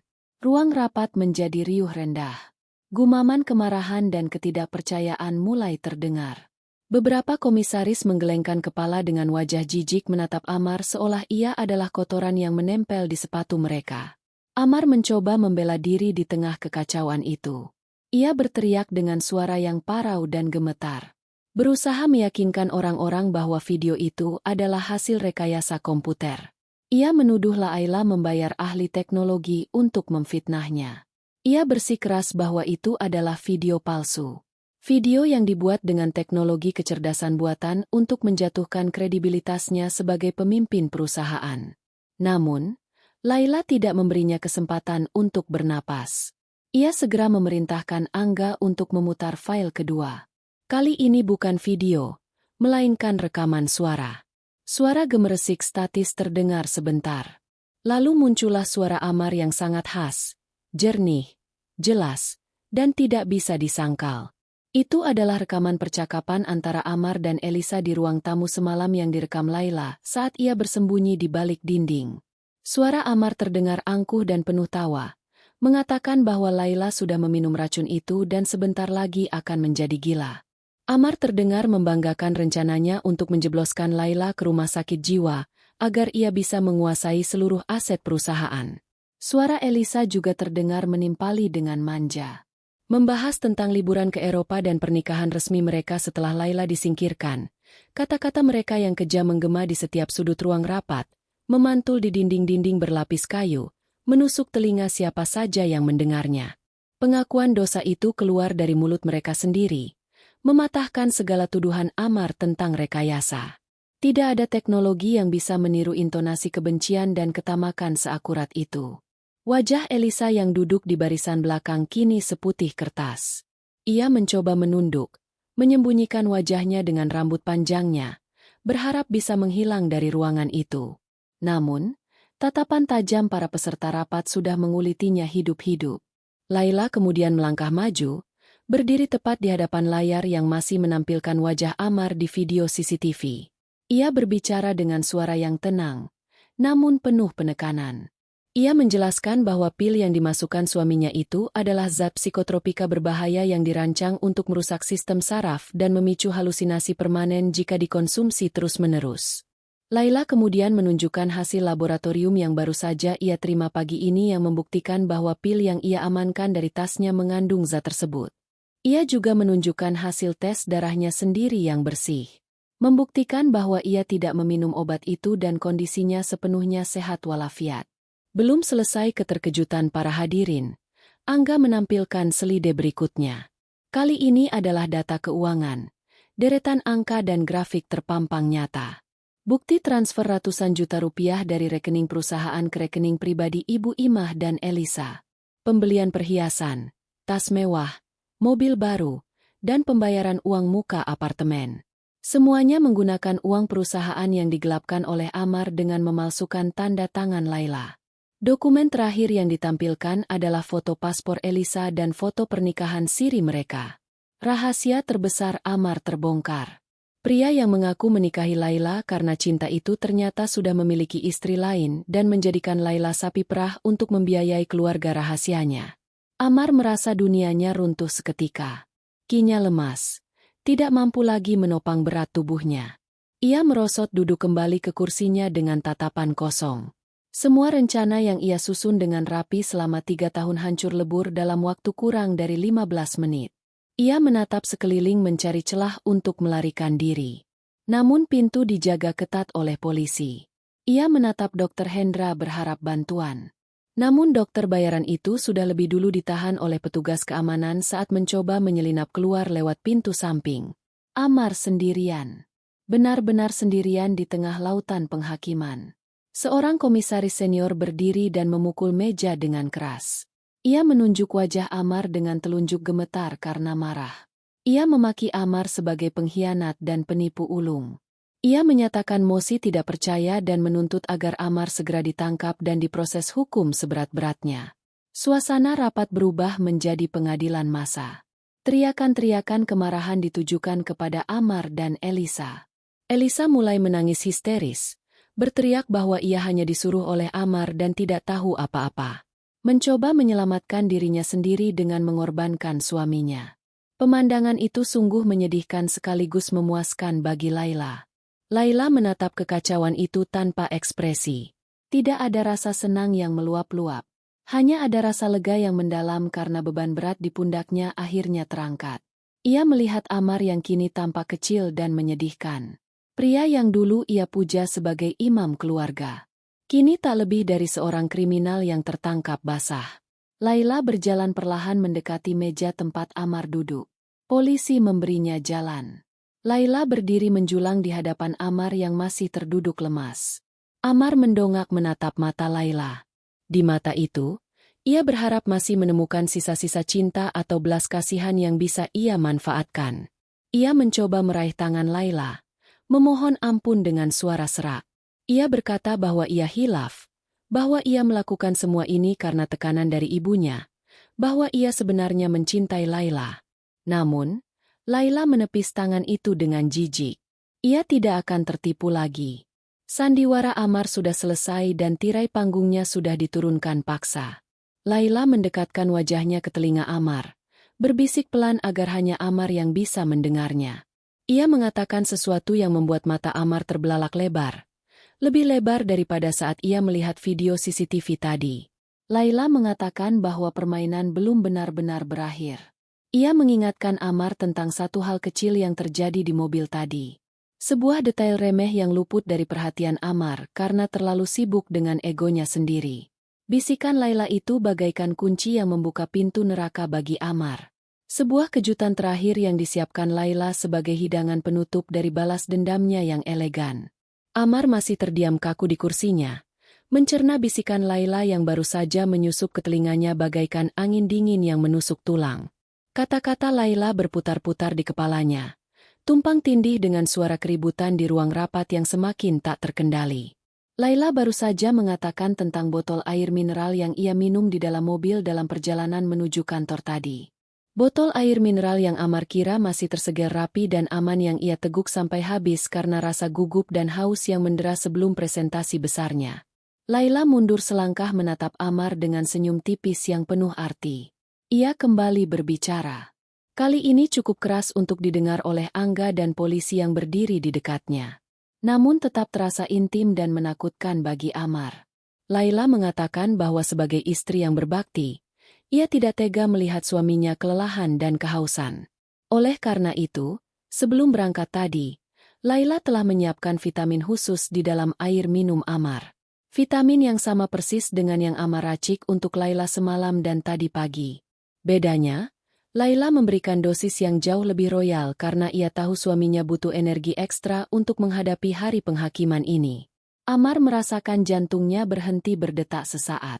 Tangannya meraba lehernya sendiri, seolah-olah ingin memuntahkan kembali air yang sudah terlanjur menyatu dengan darahnya.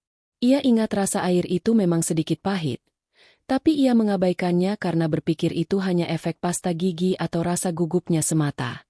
Ternyata rasa pahit itu adalah rasa kehancurannya. Zat psikotropika itu kini sudah beredar di seluruh sistem tubuhnya, menunggu waktu yang tepat untuk meledakkan kewarasannya. Tiba-tiba Amar merasa ruangan itu menjadi sangat panas. Udara pendingin ruangan yang tadinya sejuk ini terasa membakar kulitnya. Ia melonggarkan dasinya dengan kasar. Napasnya mulai memburu. Pandangannya mulai kabur. Wajah-wajah orang di sekelilingnya mulai berubah bentuk. Wajah Laila yang cantik dan tenang perlahan-lahan memanjang. Matanya membesar dan berwarna merah menyala. Seolah-olah Laila berubah menjadi sosok raksasa yang menakutkan. Amar mengucek matanya, berharap penglihatannya kembali normal. Tapi bayangan itu justru semakin nyata. Efek obat itu bekerja jauh lebih cepat dari dugaan karena Amar meminumnya dalam kondisi perut kosong dan tingkat stres yang tinggi. Halusinasi visual mulai menyerangnya bertubi-tubi. Ia melihat para pemegang saham bukan lagi sebagai manusia, melainkan sebagai monster-monster bertaring yang siap mencabik-cabiknya. Meja rapat yang panjang itu tampak bergerak-gerak seperti ular raksasa yang melilit tubuhnya. Lantai di bawah kakinya terasa bergoyang hebat seolah-olah terjadi gempa bumi dahsyat. Padahal ruangan itu diam tak bergerak. Amar mulai berteriak histeris. Ia melompat dari kursinya, menabrak polisi yang menjaganya. Ia berteriak-teriak meminta tolong, mengatakan bahwa ada iblis yang ingin memakannya. Ia menunjuk-nunjuk Laila dengan jari gemetar, menjerit bahwa Laila adalah penyihir yang sedang memanggil roh jahat. Para hadirin yang melihat tingkah laku Amar mundur ketakutan. Mereka tidak melihat apa yang Amar lihat. Yang mereka saksikan hanyalah seorang pria dewasa yang mendadak kehilangan akal sehatnya, berteriak pada ruang kosong, dan ketakutan pada bayangannya sendiri. Amar jatuh merangkak di lantai, menutupi kepalanya dengan kedua tangan. Ia meracau tidak jelas, mencampurkan pengakuan dosa dengan ketakutan yang absurd. Ia berteriak memanggil ibunya, memohon agar ibunya mengusir kucing-kucing hitam yang ia lihat sedang mengerubungi kakinya. Ia berteriak tentang uang, tentang brankas, tentang rencananya meracuni Laila. Semuanya keluar begitu saja dari mulutnya yang berbuih. Halusinasi itu memaksanya memuntahkan semua kebenaran yang selama ini ia sembunyikan rapat-rapat. Ironis sekali. Skenario gila yang ia siapkan untuk Laila kini terjadi pada dirinya sendiri di tempat dan waktu yang sama persis dengan yang ia rencanakan. Elisa yang melihat Amar mengamuk menjadi semakin panik. Ia mencoba lari menuju pintu darurat. Tapi langkahnya terhenti karena ia terpleset oleh kakinya sendiri yang gemetar. Ia jatuh tersungkur dan saat itulah polisi segera memborgol tangannya. Elisa menangis meraung-raung melihat kakak angkat sekaligus suami sirinya kini berguling-guling di lantai seperti orang kesurupan. Pemandangan itu menjadi bukti paling kuat bagi semua orang di ruangan itu bahwa Amarlah yang sebenarnya tidak stabil bukan Laila. Dr. Hendra yang juga sudah diamankan polisi, hanya bisa menggelengkan kepala melihat kondisi Amar. Sebagai dokter, ia tahu persis gejala apa itu. Itu adalah reaksi overdosis akut dari obat halusinasi yang ia resepkan secara ilegal untuk Amar. Ia tahu bahwa tidak ada obat penawar instan untuk kondisi itu. Amar harus melewati perjalanan. Mengerikan itu sampai efek obatnya habis secara alami, yang bisa memakan waktu berjam-jam bahkan berhari-hari. Dokter itu menunduk malu, menyadari karirnya sudah tamat. Laila berdiri diam di tengah kekacauan itu, bagaikan pilar batu di tengah badai. Ia menatap Amar dengan sorot mata yang sulit diartikan. Ada rasa kasihan, tapi rasa itu tertutup oleh tebalnya rasa sakit hati yang telah Amar toreskan. Ia melihat suaminya merangka mendekati kakinya bukan untuk meminta maaf, tapi karena mengira kaki Laila adalah pilar tempat berlindung dari monster dalam kepalanya. Amar memeluk kaki Laila sambil menangis seperti bayi. Ingus dan air mata membasahi gamis Laila. Laila tidak bergerak. Ia membiarkan Amar merasakan betapa rendahnya posisi pria itu sekarang. Angga memberi kode kepada polisi untuk segera mengamankan Amar sebelum ia melukai dirinya sendiri atau orang lain. 3 orang petugas polisi maju dan dengan susah payah mencoba menahan Amar yang meronta-ronta liar. Amar menendang dan memukul membabi buta. Berteriak bahwa mereka adalah pasukan iblis yang dikirim untuk menyeretnya ke neraka. Butuh tenaga ekstra untuk akhirnya bisa memasangkan borgol di kedua tangan Amar dan memaksanya berdiri. Amar terus meronta. Matanya melotot liar menatap langit-langit. Mulutnya terus komat-kamit menyebut nama-nama yang tidak dikenal. Laila akhirnya melangkah mundur, melepaskan diri dari jangkauan Amar. Ia merapikan pakaiannya yang sedikit kusut akibat cengkeraman Amar tadi. Ia menatap para pemegang saham yang masih terpaku syok. Dengan suara yang tenang dan berwibawa, Laila meminta maaf atas ketidaknyamanan dan drama yang terjadi hari ini. Ia mengatakan bahwa rapat akan ditunda sampai situasi kondusif dan ia menjamin bahwa perusahaan akan segera dibersihkan dari segala unsur kriminal yang selama ini merugikan. Saat Amar diseret keluar ruangan oleh polisi, ia sempat menoleh ke belakang, menatap Laila untuk terakhir kalinya. Dalam pandangan halusinasi Amar, Laila tampak bercahaya sangat terang, menyilaukan mata. Seolah-olah Laila adalah malaikat pencabut nyawa yang baru saja menandatangani vonis kematiannya. Amar menjerit panjang.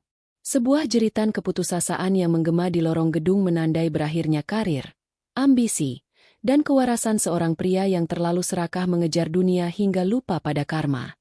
Laila menghela napas panjang setelah pintu ruang rapat tertutup, membawa pergi suara teriakan Amar. Keheningan kembali menyelimuti ruangan. Angga menepuk bahu Laila pelan, memberikan dukungan moral. Laila tersenyum tipis pada pengacara muda itu, lalu beralih menatap Pak Hadi yang berdiri di sudut ruangan. Pria parubaya itu mengangguk hormat dengan senyum bangga, seolah melihat muridnya berhasil lulus ujian kehidupan yang paling berat. Laila tahu perjuangannya secara fisik sudah selesai, tapi perjuangan untuk memulihkan hati dan nama baik perusahaan baru saja dimulai. Namun setidaknya racun yang sesungguhnya manusia-manusia toksik itu sudah berhasil ia keluarkan dari hidupnya untuk selamanya. Kekacauan di ruang rapat perlahan mereda setelah Amar dan Elisa dibawa paksa oleh aparat kepolisian. Gema teriakan histeris Amar yang memilukan masih terasa menggantung di udara, meninggalkan jejak ketidaknyamanan yang mendalam bagi siapapun yang mendengarnya. Laila masih berdiri di tempatnya, menatap pintu ganda yang baru saja tertutup rapat. Bahunya yang tadi tegang perlahan mulai rileks. Ia menarik napas dalam-dalam, menghirup aroma kebebasan yang bercampur dengan sisa ketegangan.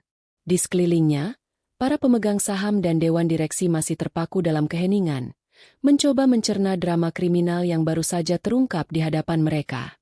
Tidak ada yang berani bersuara sampai Laila membalikkan badan dan menatap mereka satu persatu dengan sorot mata yang tenang namun berwibawa. Angga, sang pengacara muda yang cekatan, segera mengambil alih situasi teknis. Ia meminta staf keamanan untuk membuka jendela dan menyalakan lampu ruangan sepenuhnya agar suasana suram segera berganti. Dengan sigap, Angga membagikan salinan dokumen asli yang membuktikan bahwa Laila adalah pemilik sah tunggal dan memiliki kewarasan penuh. Laila kemudian berbicara kepada para hadirin, meminta maaf sekali lagi atas gangguan yang terjadi dan meyakinkan mereka bahwa operasional perusahaan akan tetap berjalan normal mulai besok pagi. Ia menegaskan bahwa audit menyeluruh akan segera dilakukan untuk melacak setiap sen uang yang telah digelapkan oleh suaminya. Sikap Laila yang profesional dan tangguh seketika memulihkan kepercayaan para investor. Mereka yang tadinya meragukan Laila kini menatapnya dengan rasa hormat yang baru. Satu persatu mereka menyalami Laila, memberikan dukungan, dan mengutuk perbuatan keji Amar. Sementara itu, di belahan kota yang lain, suasana damai yang semu masih menyelimuti rumah mewah tempat Ibu Imah menunggu kabar. Wanita parubaya itu duduk santai di sofa ruang tengah sambil menikmati teh manis hangat dan camilan kue kering. Kakinya diselonjorkan ke atas meja kopi. Sebuah kebiasaan jorok yang tidak pernah berani ia lakukan jika Laila ada di rumah. Wajahnya berseri-seri, membayangkan bahwa saat ini putranya pasti sedang memimpin rapat dengan gagah setelah berhasil menyingkirkan menantu yang ia anggap bodoh itu ke rumah sakit jiwa. Dalam benaknya, Ibu Imah sudah menyusun daftar belanjaan baru. Ia ingin membeli set perhiasan berlian yang kemarin ia lihat di pameran dan mungkin merenovasi kamarnya agar lebih mewah. Setara dengan kamar utama yang selama ini ditempati Laila, Ibu Imah melirik jam dinding. Seharusnya rapat sudah selesai. Ia meraih ponselnya, berniat menghubungi Amar atau Elisa untuk mendengar kabar kemenangan mereka. Namun sebelum jarinya sempat menekan tombol panggil, suara dentuman keras terdengar dari arah pintu depan. Bukan ketukan tamu yang sopan, melainkan gedoran kasar dan suara teriakan tegas yang memerintahkan penghuni rumah untuk keluar. Jantung Ibu Imah mencelos. Gelas teh di tangannya terlepas dan pecah berkeping-keping di lantai, menumpahkan cairan coklat lengket ke karpet mahal. Firasat buruk seketika menyergapnya. Namun egonya menolak untuk percaya. Ia berpikir mungkin itu adalah penagih utang kartu kredit Amar yang salah alamat. Dengan langkah gemetar dan wajah gusar, Ibu Imah berjalan menuju pintu depan. Ia berniat memarahi siapapun yang berani mengganggu kenyamanannya. Namun, begitu ia membuka pintu, kata-kata makiannya tertahan di tenggorokan. Di hadapannya berdiri 3 orang petugas kepolisian berseragam lengkap dan 2 orang petugas berpakaian preman. Di belakang mereka terlihat mobil patroli dengan lampu rotator yang menyala biru menarik perhatian para tetangga yang mulai keluar dari rumah masing-masing untuk menonton. Ibu Imah mundur selangkah. Wajahnya pucat pasi seperti mayat. Ia bertanya dengan suara terbata-bata. Ada keperluan? Apa bapak-bapak polisi datang ke rumah orang terhormat? Salah satu petugas polisi menunjukkan surat perintah penangkapan dan penggeledahan. Petugas itu menjelaskan dengan tegas bahwa Ibu Imah ditangkap atas dugaan keterlibatan dalam kasus percobaan pembunuhan berencana, penipuan, penggelapan dana perusahaan, dan persekongkolan jahat bersama Amar dan Elisa. Ibu Imah menjerit histeris. Ia menolak tuduhan itu mentah-mentah. Ia berteriak bahwa ia adalah ibu yang salehah, rajin pengajian, dan tidak mungkin melakukan hal sekeji itu. Ia mulai menangis meraung-raung, mencoba memanipulasi rasa iba para petugas. Namun, polisi tidak bergeming. Mereka masuk ke dalam rumah dan mulai menggeledah setiap ruangan. Di kamar Ibu Imah, polisi menemukan bukti-bukti yang tidak bisa disangkal. Di dalam laci lemari pakaiannya tersembunyi beberapa kotak perhiasan mewah yang kwitansi pembeliannya menggunakan nama perusahaan Laila. Mereka juga menemukan beberapa botol obat-obatan herbal yang ternyata isinya sudah dicampur dengan bubuk penenang. Sisa dari racikan yang sering ia berikan pada Laila.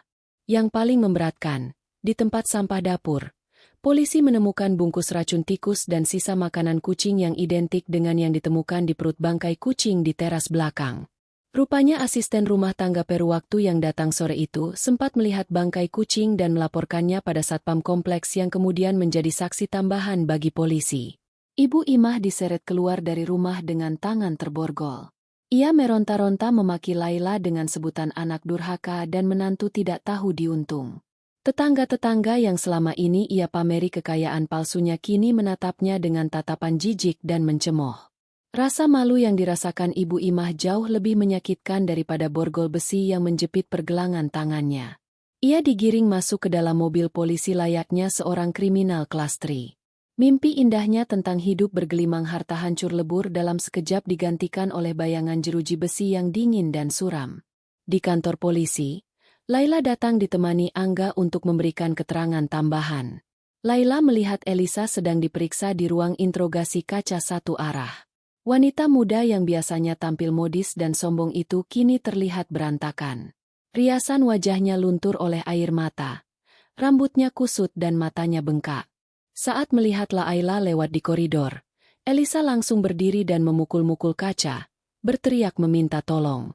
Ia memohon agar Laila mencabut laporan. Elisa berdalih bahwa ia hanya disuruh oleh Amar, bahwa ia diancam, dan bahwa ia sebenarnya ingin memberitahu Laila tapi takut.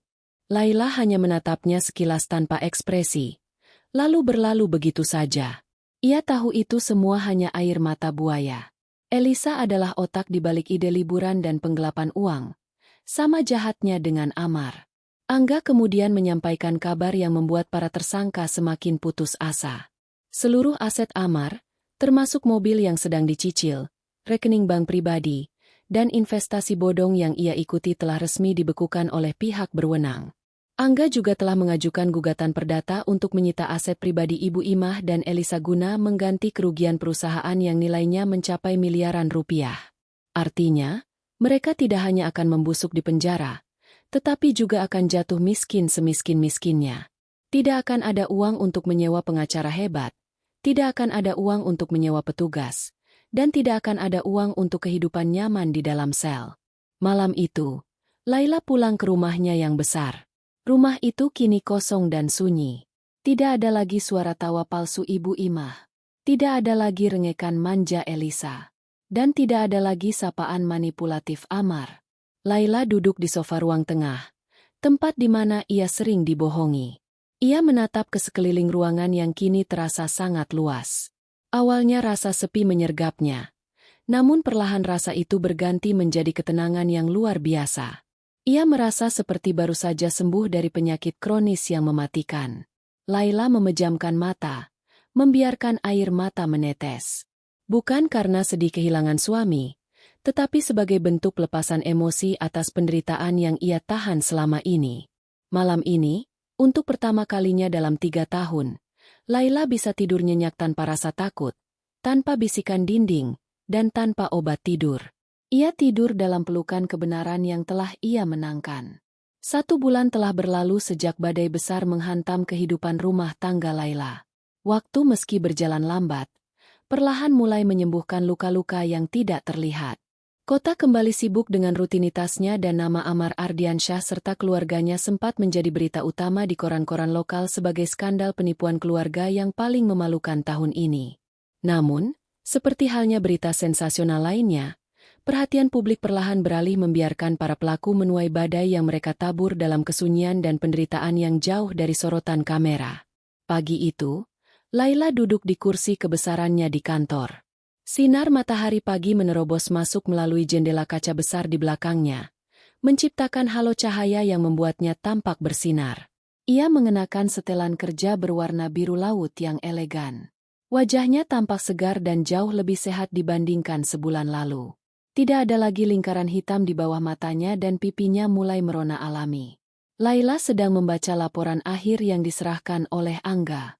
Laporan itu berisi ringkasan putusan hukum dan status eksekusi aset para terpidana. Senyum tipis tersungging di bibirnya saat membaca detail nasib orang-orang yang pernah mencoba menghancurkannya. Amar divonis hukuman penjara 12 tahun atas dakwaan berlapis, percobaan pembunuhan berencana, pemalsuan dokumen negara, penggelapan dana, dan penyalahgunaan narkotika. Karena kondisi mentalnya yang rusak parah akibat overdosis obat halusinasi saat penangkapan, Amar harus menjalani masa awal hukumannya di fasilitas rehabilitasi mental lembaga pemasyarakatan dengan pengamanan maksimum.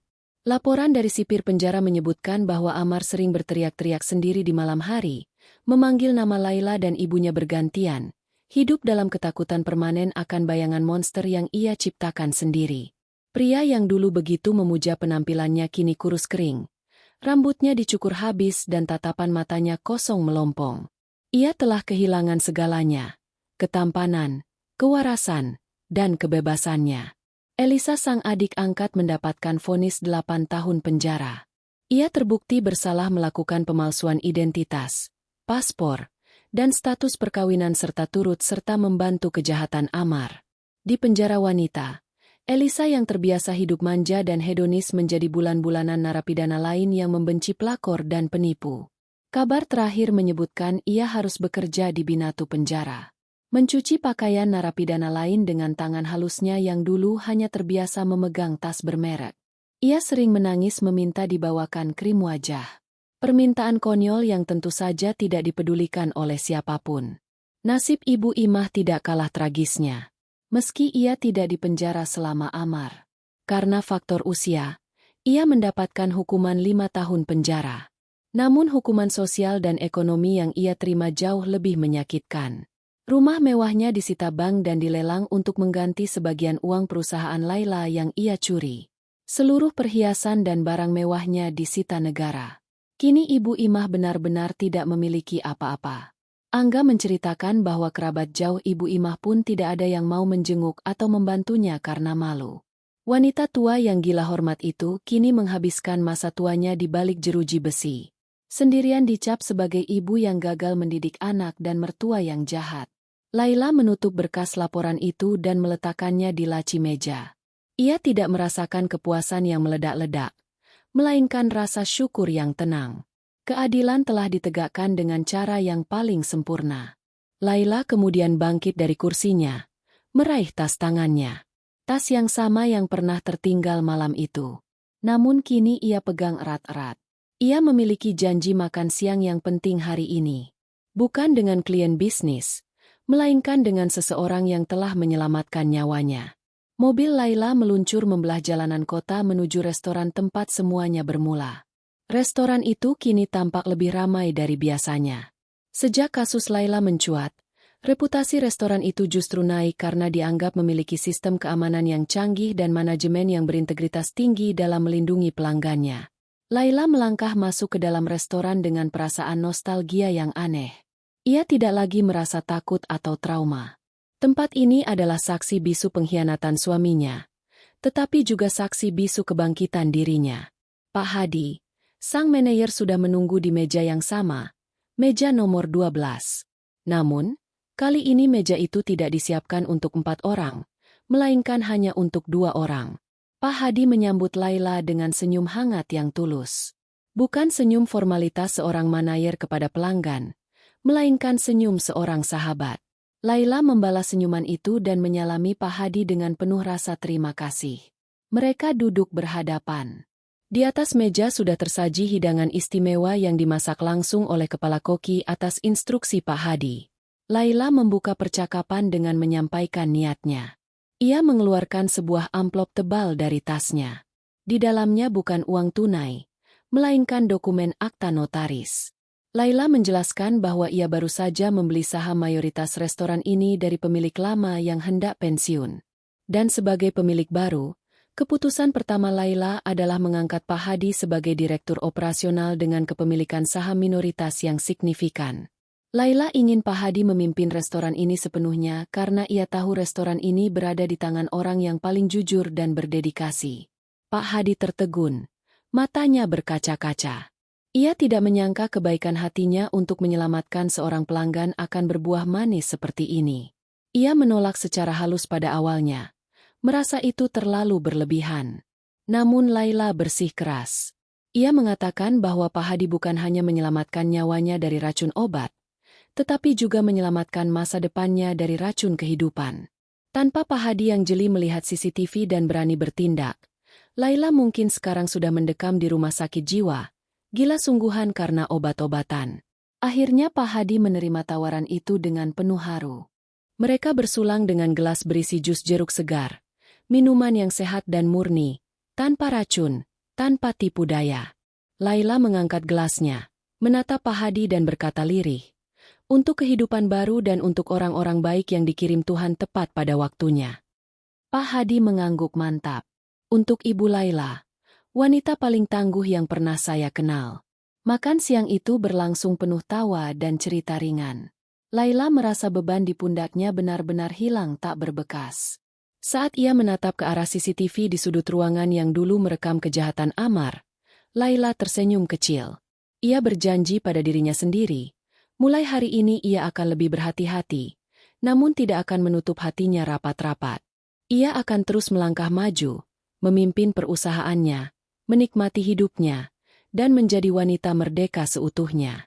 Setelah makan siang usai, Laila berjalan keluar dari restoran menuju mobilnya. Angin sore berhembus lembut menerpa wajahnya. Ia mendongak menatap langit biru yang cerah. Bayangan Amar, Ibu Imah, dan Elisa perlahan memudar dari ingatannya. Menjadi debu masa lalu yang tidak lagi menyakitkan. Laila masuk ke dalam mobil, menyalakan mesin, dan melaju pergi meninggalkan restoran itu. Di spion mobilnya, ia melihat Pak Hadi melambaikan tangan.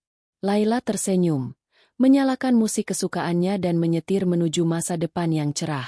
Sendirian namun tidak kesepian. Karena kini ia memiliki dirinya sendiri yang utuh kembali dan itu sudah lebih dari cukup.